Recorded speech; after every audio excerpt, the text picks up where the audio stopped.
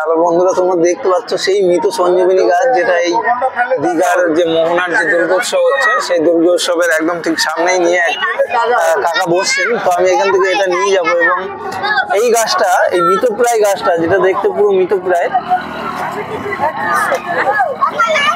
এই মৃতপ্রায় গাছটা অলমোস্ট এরকম হয়ে যাবে।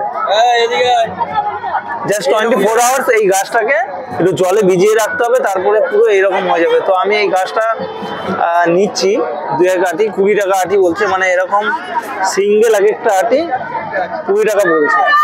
তো চলো আমি একটা আটি নেবো, নিয়ে ভিজিয়ে রাখবো, দেখবো এরকম হয় কিনা, পুরো এরকম হয় কিনা। দারুণ লাগছে দেখতে, দেখেছো কাকা?